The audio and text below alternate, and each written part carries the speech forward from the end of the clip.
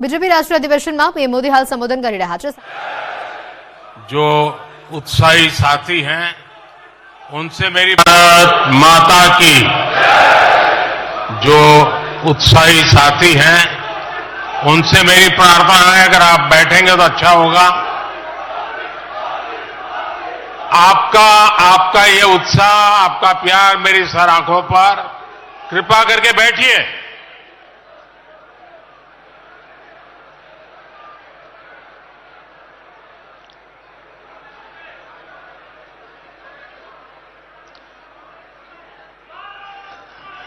थोड़ी जगह कम पड़ रही है, मेरी सबसे प्रार्थना है भले नीचे बैठना पड़े लेकिन अगर आप बैठेंगे तो अच्छा होगा।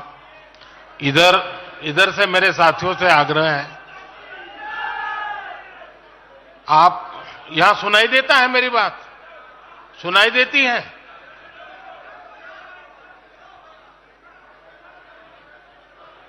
जरा प्रबंधक उस तरफ देखे भाई, जगह नहीं है तो कृपा करके आप कहीं पर भी नीचे बैठ जाइए।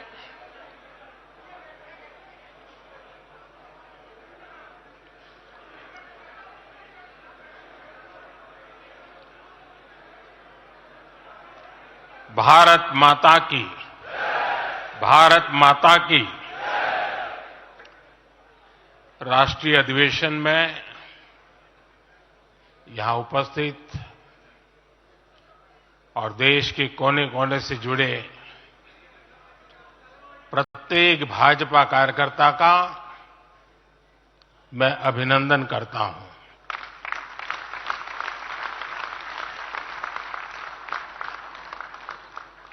भाजपा का कार्यकर्ता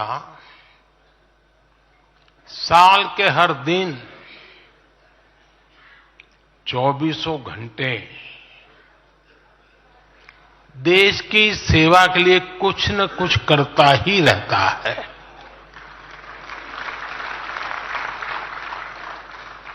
लेकिन अब अगले 100 दिन नई ऊर्जा, नया उमंग, नया उत्साह, नया विश्वास, नए जोश के साथ काम करने का है। आज 18 फरवरी है और इस कालखंड में जो युवा 18 वर्ष के पड़ाव पर पहुंचे हैं वो देश की 18वीं लोकसभा का चुनाव करने वाले हैं।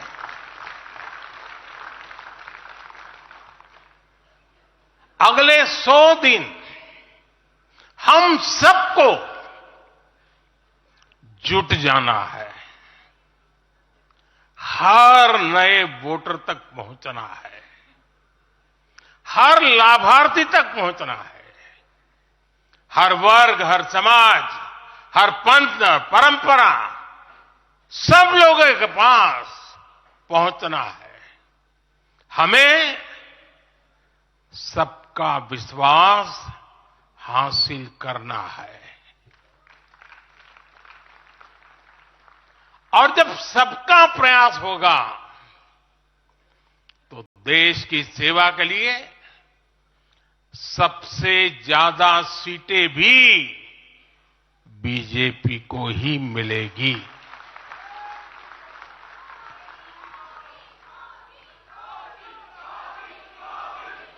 और आज कल मुझे पदाधिकारियों के साथ बैठने का अवसर मिला, कल दोपहर से आप सबके साथ बैठने का अवसर मिला। मैं नड्डा जी को और उनकी पूरी टीम को और आप सबको बधाई देता हूं। जब मैं पदाधिकारियों की बैठक में साल भर के काम का रिपोर्टिंग सुन रहा था, मैं सचमुच में इतना प्रभावित हुआ कि भाजपा के कार्यकर्ता सत्ता में रहने के बावजूद भी समाज के लिए इतना करते हैं, दिन रात दौड़ते हैं, संकटों के बीच भी करते हैं और सिर्फ भारत मां की जय के लिए करते हैं। ये 2 दिन भी जो चर्चा हुआ, विचार विमर्श हुआ है, देश के उज्जवल भविष्य के लिए हमारे संकल्प को दृढ़ करने वाली हर बातें हुई है। मैं इस भव्य आयोजन के लिए प्रेरक विषयों के लिए आप सबको भी, देश भर के कार्यकर्ताओं को भी नड्डा जी के माध्यम से सबका अभिनंदन करता हूं। साथियों, आज मैं समस्त देशवासियों की तरफ से संत शिरोमणि आचार्य श्री 108 पूज्य विद्यासागर जी महाराज को श्रद्धापूर्वक, आदरपूर्वक नमन करते हुए श्रद्धांजलि देता हूं।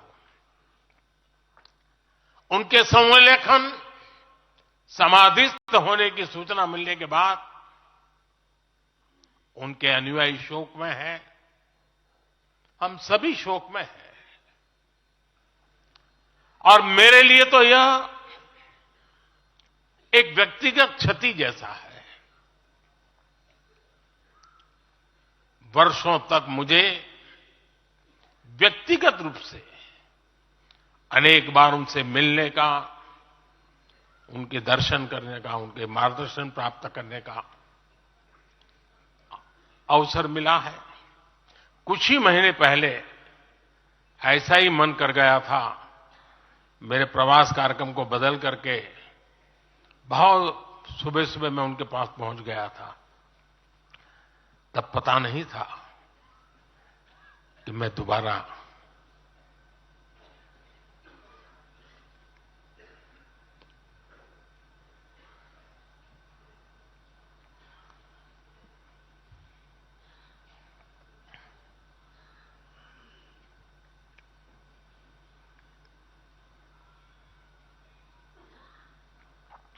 उनके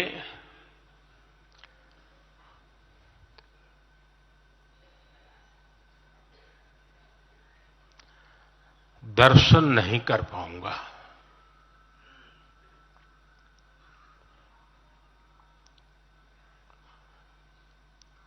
ये मेरा सौभाग्य रहा है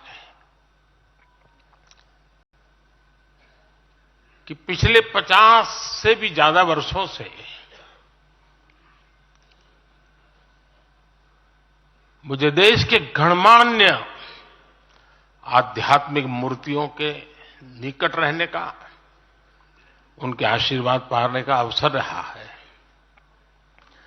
और इसलिए मैं उस आध्यात्मिक जगत की उस शक्ति को भलीभांति जानता हूं, समझता हूं, अनुभव करता हूं।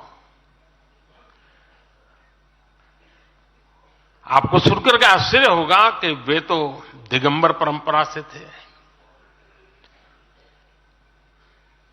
उनका जीवन कैसा होता है हम जानते हैं, लेकिन शायद ही कोई ऐसी महत्वपूर्ण घटना ऐसी नहीं होगी या मेरी तरफ से कुछ महत्वपूर्ण किसी काम में मेरा संबंध आया हो, 24 घंटे के भीतर भीतर उसका एनालिसिस करके मुझे उनका संदेश आता था।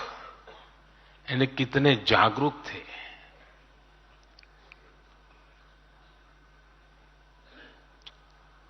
और अपनी विराट आध्यात्मिक यात्रा और उसके बाद भी वो हम सबको हमेशा प्रेरणा देते रहे हैं। जीवन भर उतनी सौम्यता के साथ उनका लोगों को मिलना, उन्होंने हमारे युवाओं को परंपराओं से जोड़ा, गरीबों तक शिक्षा और स्वास्थ्य की सुविधाएं पहुंचाई। उनका पूरा जीवन उस व्यक्ति के लिए प्रेरणा जैसा है जिसने गरीबों और वंचितों के लिए काम करने का संकल्प लिया है। आज जब भारत प्रगति के पथ पर आगे बढ़ रहा है, मुझे विश्वास है कि उनके सिद्धांत और उनका आशीर्वाद ऐसे ही भारत भूमि को प्रेरणा देता रहेंगे।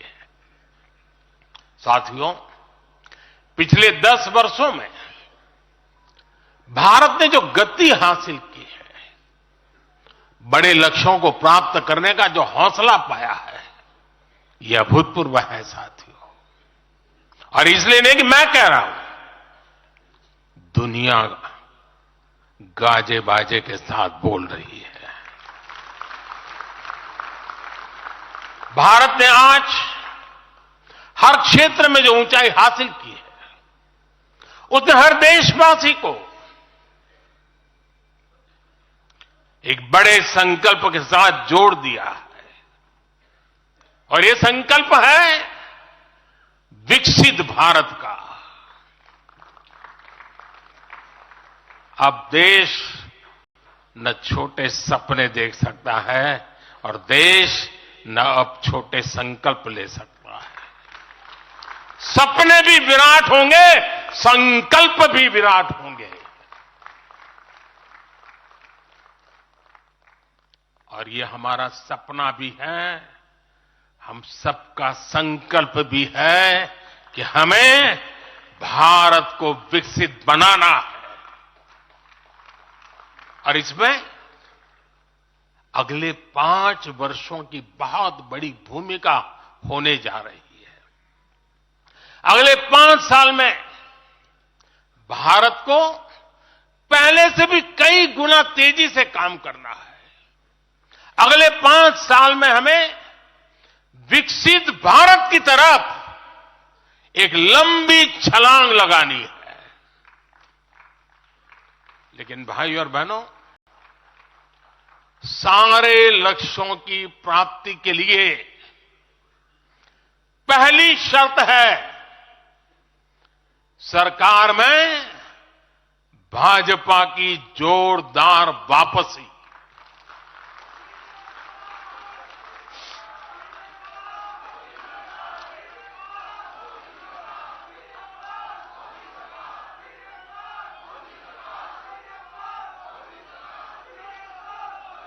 आज विपक्ष के नेता भी एनडीए सरकार 400 पार के नारे लगा रहे हैं।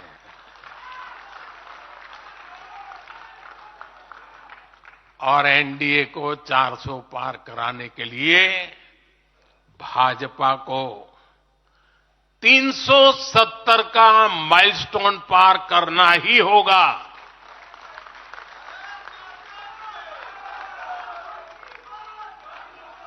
साथियों, कई बार लोग मुझसे कहते हैं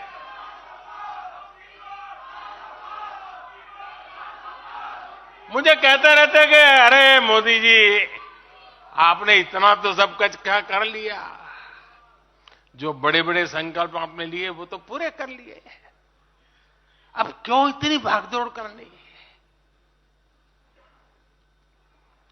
साथियों, पूरा देश मानता है 10 साल का बेदाग कार्यकाल और 25 करोड़ लोगों को गरीबी से बाहर निकालना ये सामान्य उपलब्धि नहीं है।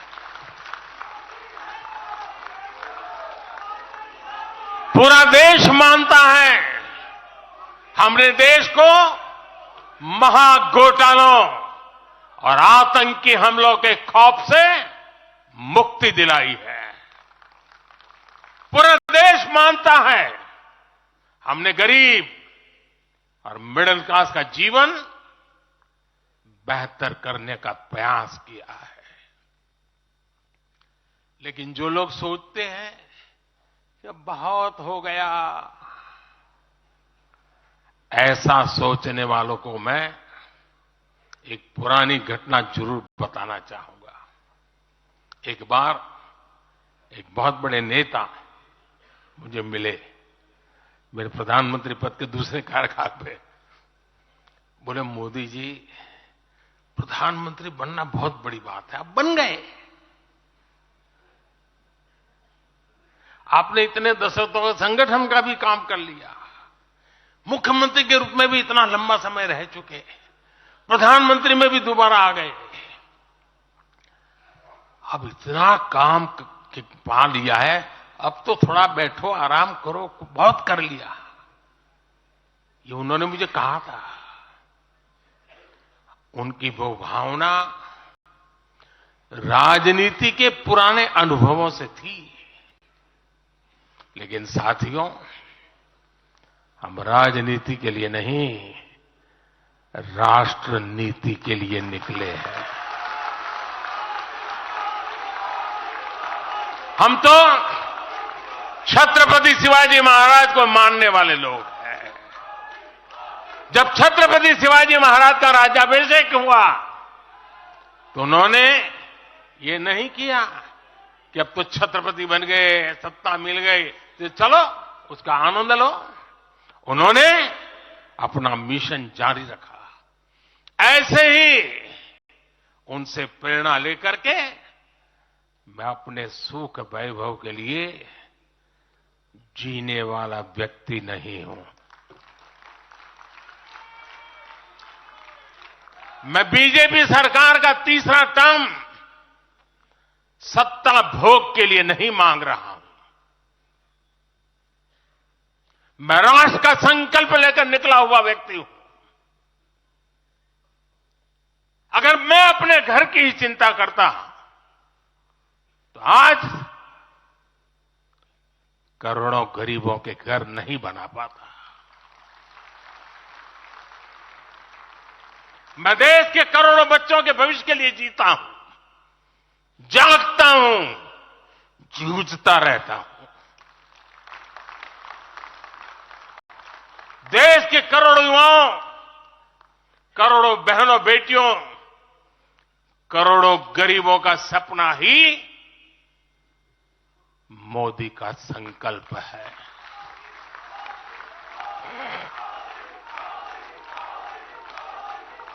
और इस संकल्प की पूर्ति के लिए ही हम सब सेवा भाव से दिन रात एक कर रहे हैं।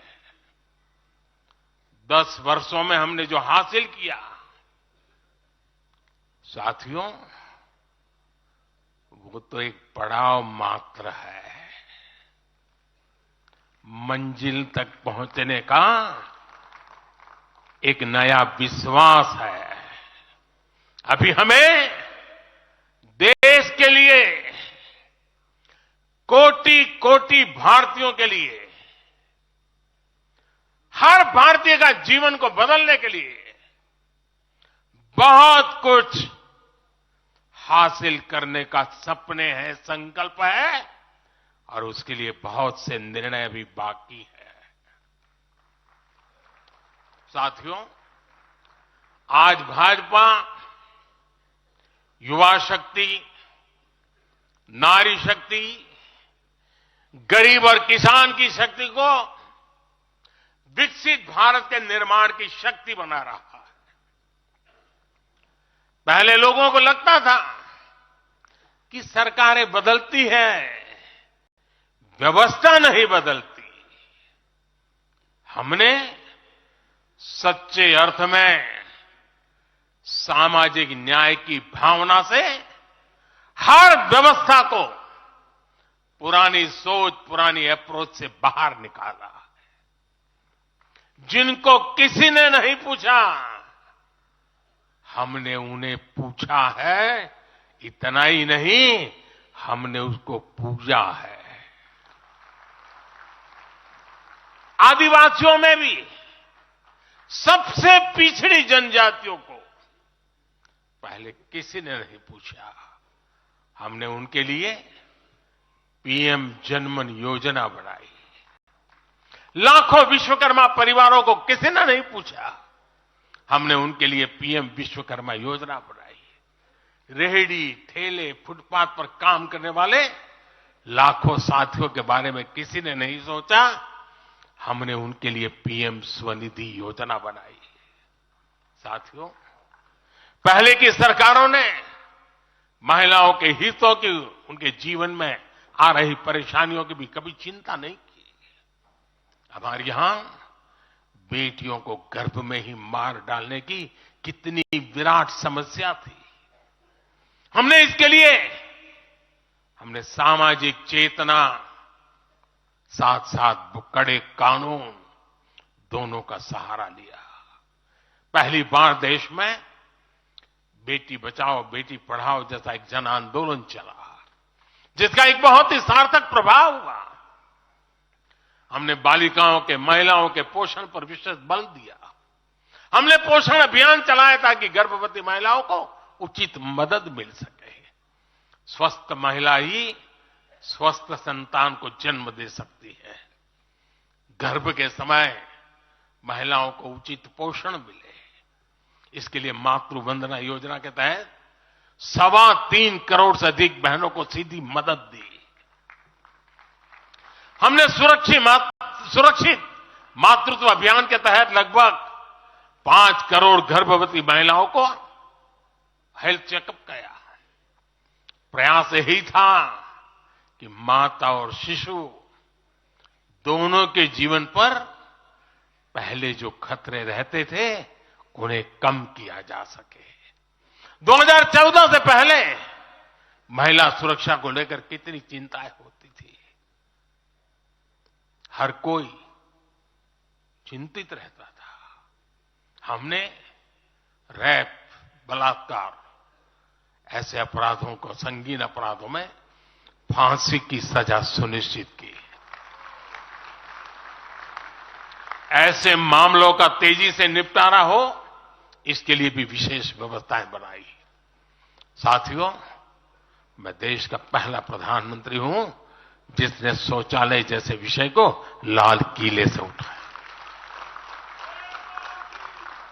मैं देश का पहला प्रधानमंत्री हूं जिसने महिलाओं के खिलाफ अपशब्दों पर लाल किले से नाराजगी व्यक्त की थी। नारी गरिमा, नारी सम्मान हमारे लिए सर्वोपरि है। मुझे गर्व है कि पिछले 10 वर्षों में भाजपा सरकार ने महिलाओं का जीवन आसान बनाने के लिए अनेक कदम उठाए हैं। हमने 10 करोड़ उज्ज्वला गैस कनेक्शन दिया। हमने 4 करोड़ घर बनवाए, जिनमें 3 करोड़ से ज्यादा घर महिलाओं के नाम रजिस्टर हुए। हमने महिलाओं के नाम 3 करोड़ से ज्यादा घर रजिस्टर करवाकर उनको घर की मालकिन बनाया। हमने 10 करोड़ परिवारों की बहनों को पहली बार नल से जल दिया। हमने 12 करोड़ परिवारों की बहनों को टॉयलेट दिया। और टॉयलेट वो 4 दीवारी नहीं है, इज्जत घर है। हमने 1 रुपए में सुविधा सैनिटरी पैड्स की योजना शुरू की। हमने 25 करोड़ से ज्यादा महिलाओं के बैंक अकाउंट खोले। हमने 30 करोड़ से अधिक मुद्रा लोन महिला लाभार्थियों को दिए। साथियों, बहनों को आर्थिक रूप से सशक्त करने के लिए, बेटियों को नौकरी करने में आसानी हो, इसके लिए हमने अनेक कदम उठाए। हमने सेल्फ हेल्प ग्रुप से 10 करोड़ बहनों को जोड़ा। हमने 1 करोड़ बहनों को लखपति दीदी बनाया। खादी को जो फिर से नया जीवन मिला है, उसका फायदा भी सबसे अधिक गांव की बहनों को ही हुआ है। हमने प्रेगनेंसी लीव को बढ़ाकर 26 हफ्ते किया। पहले फैक्ट्रियों में या दूसरी जगहों पर महिलाओं को नाइट शिफ्ट में काम करने के लिए अनेक अड़चनें थी। हमने श्रम कानूनों में सुधार करके उनको भी दूर किया। हमने पैरामिलिट्री फोर्सेस में महिलाओं की भर्ती 2 गुने से अधिक की। हमने सेनाओं के अग्रणी मोर्चों में महिलाओं की तैनाती को सुनिश्चित किया। हमने सैनिक स्कूलों और मिलिट्री एकेडमी के दरवाजे बेटियों के लिए खोल दिए। साथियों, इस बार 26 जनवरी को कर्तव्य पथ भारत की नारी शक्ति से पूरे देश को प्रेरणा दे रहा था। साथियों, आने वाले समय में हमारी माताओं, बहनों, बेटियों के लिए अवसर ही अवसर आने वाले हैं। मिशन शक्ति से देश में नारी शक्ति की सुरक्षा और सशक्तिकरण का संपूर्ण इकोसिस्टम बनेगा। अब 15,000 महिला सेल्फ हेल्प ग्रुप को ड्रोन मिलेंगे। ड्रोन दीदी खेती में वैज्ञानिकता और आधुनिकता लाएगी। अब देश में 3 करोड़ महिलाएं लखपति दीदी बनाई जाएगी। पीएम विश्वकर्मा योजना से परंपरागत कला और शिल्प से जुड़ी बहनें सशक्त होगी। नई नेशनल एजुकेशन पॉलिसी से बेटियों को शिक्षा और स्किल के मामले में सबसे अधिक फायदा होगा। गांव के पास ही बेहतर स्पोर्ट्स इंफ्रास्ट्रक्चर बने, बेटियां हमारी स्पोर्ट्स में कमाल करेगी। साथियों, आज जब मैं बीते 10 वर्षों की तरफ नजर डालता हूं तो कितना ही कुछ याद आता है। ये 10 वर्ष साहसिक फैसलों, दूरगामी निर्णयों के नाम है। जो काम सदियों से लटके थे, हमने उनका समाधान करने का साहस करके दिखाया है। अयोध्या में भव्य राम मंदिर का निर्माण करके हमने 5 सदियों का इंतजार खत्म किया है।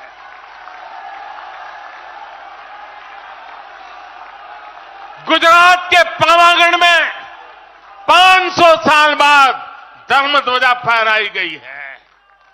7 दशक बाद हमने करतारपुर साहिब राहदारी खोली है। 7 दशक के इंतजार बाद देश को आर्टिकल 370 से मुक्ति मिली है। लगभग 6 दशक बाद राजपथ कर्तव्य पथ के नए स्वरूप में सामने आया है। 4 दशक बाद आखिरकार 1 रैंक 1 पेंशन की मांग पूरी हुई है।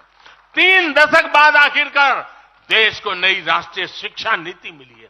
3 दशक बाद आखिरकार लोकसभा और विधानसभा में महिलाओं को आरक्षण मिला है। 3 तलाक की बुराई के लिए विरुद्ध कड़ा कानून बनाने का साहस भी हमने दिखाया है। दशकों से नए संसद भवन की जरूरत महसूस हो रही थी, उसे हमने ही पूरा किया। यह प्रत्येक भाजपा कार्यकर्ता का सौभाग्य है कि वैसी अनेक सिद्धियों का निमित्त बन सके। साथियों, कोई भी देश हो, वो अपना भविष्य तभी संवार सकता है जब वह अपने इतिहास को सहज कर रखता है। बीते वर्षों में भारत ने अपने इतिहास को सहेजा भी है, संवारा भी है। हमने नेशनल वॉर मेमोरियल का निर्माण किया। हमने राष्ट्रीय पुलिस स्मारक बनाई।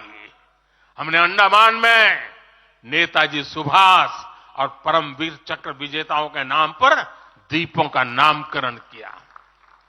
हमने दांडी में नमक सत्याग्रह का आधुनिक स्मारक का निर्माण किया।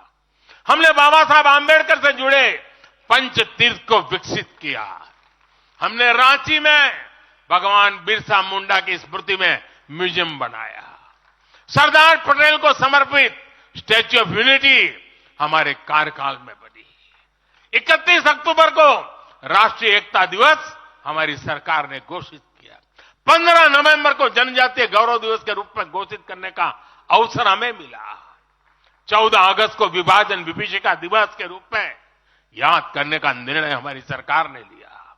26 दिसंबर को हमने साहिबजादों की स्मृति में वीर बाल दिवस घोषित किया। 26 नवंबर को संविधान दिवस घोषित करने का फैसला भी हमारी सरकार ने किया और 21 जून को संयुक्त राष्ट्र ने इंटरनेशनल योगा डे भी हमारी ही सरकार के प्रयासों से घोषित किया। साथियों, विपक्ष के हमारे दल भले ही योजनाओं को पूरा करना न जानते हो, लेकिन झूठे वादे करने में इनका कोई जवाब नहीं रहा है। बावजूद इसके आज एक वायदा करने से ये सारे राजनीतिक दल घबराते हैं। एक भी राजनीतिक दल के मुंह से नहीं सुना होगा आपने जो वायदा हम कर रहे हैं ना, इसका जिक्र तक करने का उनमें सामर्थ्य नहीं है।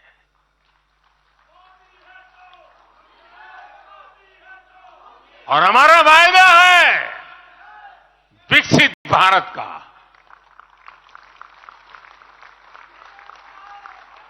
इन लोगों ने स्वीकार कर लिया है कि ये लोग भारत को विकसित नहीं बना सकते। सिर्फ और सिर्फ बीजेपी ही ऐसी पार्टी है, एनडीए ही ऐसा एक गठ है जिसने इसका सपना देखा है। हम मिशन मोड पर भारत को 2047 तक देश जब आजादी के 100 साल मनाएगा, हम भारत को विकसित देश बनाने के लिए काम कर रहे हैं। हमने तीसरे टर्म में भारत को दुनिया की तीसरी बड़ी आर्थिक ताकत बनाने का संकल्प लिया है, और ये मोदी की गारंटी है।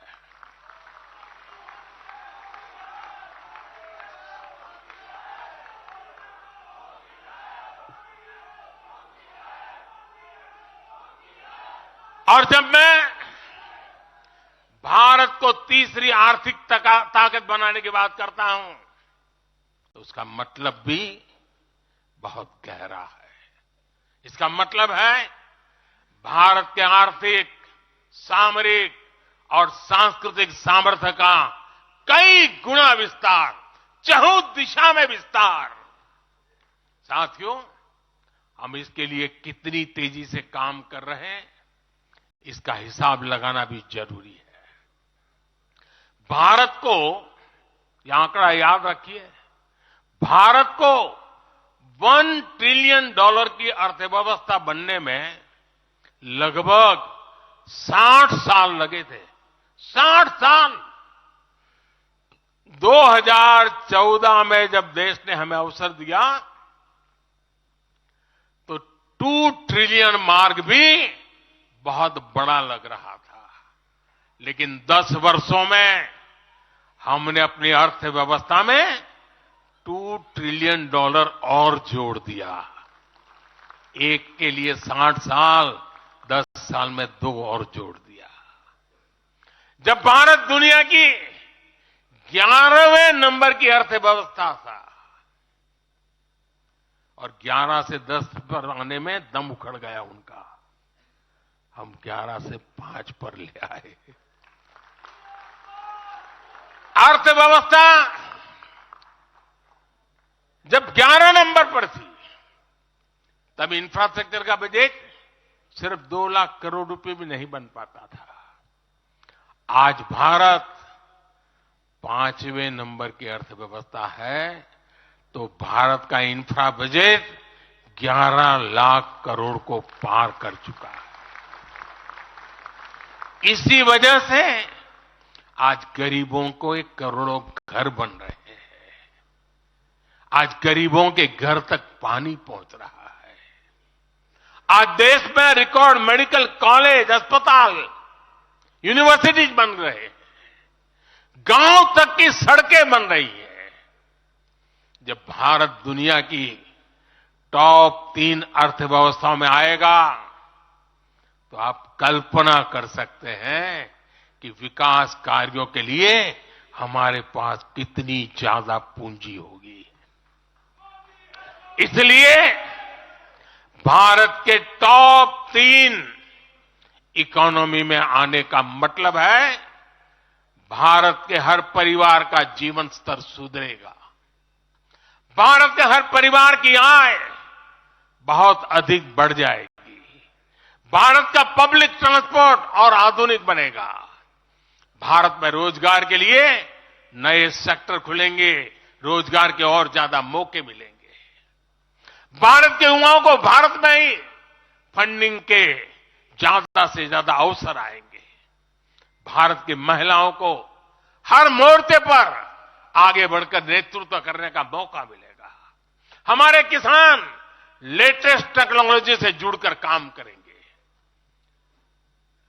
कृषि उत्पाद में वैल्यू एडिशन करेंगे, लोगों की जीवन बेहतर बनाने के लिए देश में पर्याप्त संसाधन और आवश्यक व्यवस्थाएं मौजूद होगी। साथियों, मुझे खुशी है कि आज विकसित भारत अभियान की बागडोर भी भारत के युवाओं ने संभाली है। पिछले 1.5 साल में विकसित भारत के संकल्प से जुड़े सुझावों के लिए, और लोगों को ऐसा लगता होगा कि हम बात पता, ऐसा नहीं है, इस पर हम 1.5 साल से चुपचाप काम कर रहे हैं। सरकार की मशीनरी को लगाया है और आपको जानकर के खुशी होगी, अब तक 15 लाख लोगों से ज्यादा लोगों ने विकसित भारत कैसा हो, रोडमैप कैसा हो, इनिशिएटिव कैसे हो, नीतियां कैसी हो, इसमें विचार विमर्श हुआ है। लोगों ने अपने आइडियाज दिए हैं और आपको जानकर के और खुशी होगी, इन 15 लाख में से आधे से ज्यादा वो लोग हैं जिनकी उम्र 35 से कम है। पूरी युवा सोच के साथ हम आगे बढ़ रहे हैं। इन लाखों युवाओं ने विकसित भारत का रोडमैप सुझाया है।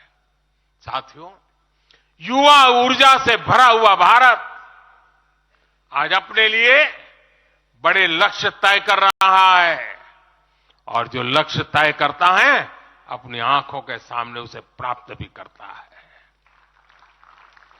हम 2029 में 2029 में भारत में यूथ ओलंपिक के लिए तैयारी कर रहे हैं। हम 2036 में भारत ओलंपिक खेलों की मेजबानी करें, इसके लिए काम कर रहे हैं। हम 2030 तक हमारी रेलवे को नेट जीरो टारगेट पर लाकर के कार्बन मुक्त करने की दिशा में काम कर रहे हैं। हम 2030 के बजाय अपनी टारगेट डेट से 5 साल पहले ही पेट्रोल में 20% इथेनॉल ब्लेंडिंग का लक्ष्य भी हासिल कर लेंगे। भारत 2070 तक नेट जीरो के लक्ष्य को हासिल करने के लिए भी नीतियां बना रहा है। इसका अर्थ है कि आने वाले समय में हमारे देश में अनगिनत ग्रीन जॉब्स बनेगी। साथियों, विकसित भारत वो नहीं होगा जिसका भविष्य भाग्य के भरोसे हो। इसलिए दूसरे देशों पर भारत की निर्भरता को हम तेजी से कम कर रहे हैं। इसलिए हम देश के लिए बड़े लक्ष्य बना रहे हैं और उनके लिए योजनाबद्ध तरीके से काम भी कर रहे हैं। भविष्य में हम एक ऐसा भारत देखेंगे जिससे लाखों करोड़ रुपए का खाद्य तेल बाहर से लाने की जरूरत नहीं होगी। हमारे पाम ऑयल मिशन की मदद से हमारे किसान इतने सशक्त हो जाएंगे कि वो देश के पैसों की बचत कर सके। बीते कुछ वर्षों में दलहन, तिलहन और श्री अन्न के लिए विशेष नीतियां बनाई है, जिससे छोटे छोटे किसानों को मदद हो रही है। भविष्य में भी हमारे किसानों को इनसे और लाभ मिलेगा। किसानों के भविष्य को सुरक्षित करने के लिए हमने देश के कोने कोने में अमृत सरोवर अभियान भी शुरू किया। आजादी का अमृत महोत्सव, हम बहुत कुछ कर सकते थे। हम दिल्ली के अंदर कोई एक बड़ा ताबूत खड़ा कर दे के नाम लिखवा सकते थे कि आजादी के अमृत काल में मोदी जी ये बना के गए। हमने आजादी के अमृत वर्ष को जन आंदोलन बनाया और काम क्या किया? तालाब बनाए। हर गांव में जब तालाब बनते हैं ना, वो किसान को सुरक्षित करते हैं, शुद्ध पानी की गारंटी देते हैं, जमीन उर्वरक बना देते हैं। लंबे भविष्य को सोच करके ऐसे काम हम करते हैं। और इस अभियान के तहत देश में अब तक 60,000 से ज्यादा नए सरोवर बनाए जा चुके हैं। 60,000 तालाब शायद ही किसी सरकार के नसीब में इतना बड़ा काम करने का सौभाग्य आया होगा। ये सरोवर जल सुरक्षा सुनिश्चित करने में किसानों की मदद करेंगे। आज ग्रीन हाइड्रोजन से जुड़े अभियान और सोलर रूफटॉप मिशन के कारण देश रिन्यूएबल एनर्जी के क्षेत्र में भी तेजी से आगे बढ़ रहा है। बहुत जल्द भारत दुनिया का सेमीकंडक्टर हब बनेगा और इससे पूरी दुनिया में नई कंप्यूटिंग रिवॉल्यूशन को भी भारत गति देने का निमित्त बनने वाला है। पोर्ट लेड ग्रोथ से पब्लिक ट्रांसपोर्ट तक आने वाले समय में हर क्षेत्र को नई ऊंचाई मिल सकेगी। साथियों, भाजपा आज देश का एकमात्र दल है जो एक भारत श्रेष्ठ भारत की भावना के प्रति इतना आग्रही भी है और इतना समर्पित भी है। मैं पिछले महीने के अपने अनुभवों को भी कभी भूल नहीं सकता। इस दौरान मुझे भगवान श्री राम से जुड़े कई स्थानों में भ्रमण करने का अवसर मिला। मेरा 11 दिन का अनुष्ठान चल रहा था। उस अनुष्ठान के दरमियान मैं नासिक, लेपाक्षी, त्रिप्रयार, श्रीरंगम, रामेश्वरम, धनुषकोडी, मैं इन जगहों पर एक सामान्य साधक के तौर पर गया था। इस दौरान मुझे दक्षिण भारत के विभिन्न क्षेत्रों में लोगों से जो स्नेह मिला, आशीर्वाद मिले, मैं उसका शब्दों में बयान नहीं कर सकता और पॉलिटिकल पंडितों के पैरामीटर में कभी आ भी नहीं सकता है जी।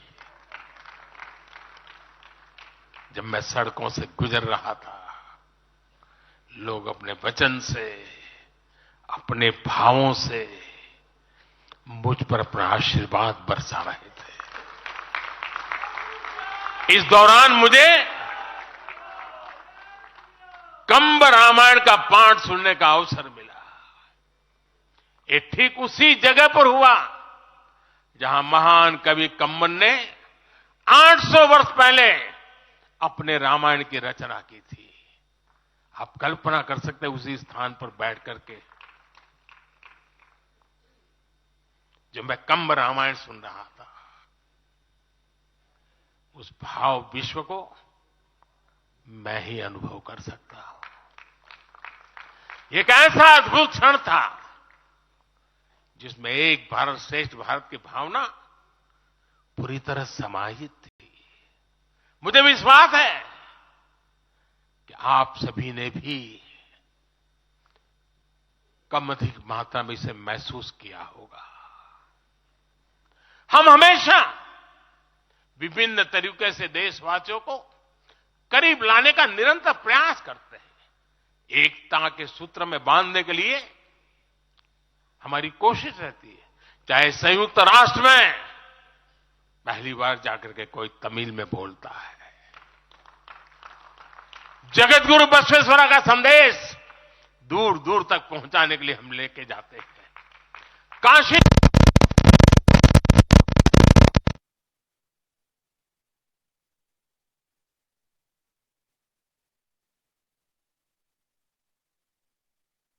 दिवस मनाए जाते हैं। कोई भी राज्य भवन होगा, नागालैंड का भी वहां स्थापना दिवस मनाया जाएगा और गुजरात का भी मनाया जाएगा, महाराष्ट्र का भी मनाया जाएगा, गोवा का भी मनाया जाएगा।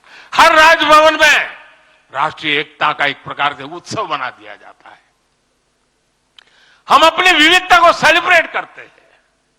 एक भारत श्रेष्ठ भारत की भावना गुजरात हमारी मनाया जाएगा, महाराष्ट्र का भी मनाया जाएगा, गोवा का भी मनाया जाएगा। हर राजभवन में राष्ट्रीय एकता का एक प्रकार से उत्सव बना दिया जाता है।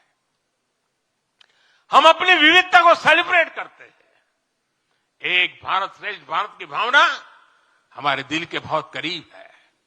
इसे मजबूत बनाने के लिए हम काम करते हैं। साथियों, एक भारत श्रेष्ठ भारत की भावना हमारी गवर्नेंस में भी दिखाती है। हर क्षेत्र के विकास पर हमारा पूरा फोकस है। नॉर्थ ईस्ट का उदाहरण आपके सामने है। पहले की सरकारों में नॉर्थ ईस्ट को पूरी तरह अनदेखा कर दिया गया, क्योंकि पार्लियामेंट की सीटें कम है, उनका इंटरेस्ट ही नहीं था। हम वोट और सीटों के हिसाब से काम नहीं करते। मेरे लिए तो मेरे देश का हर कोना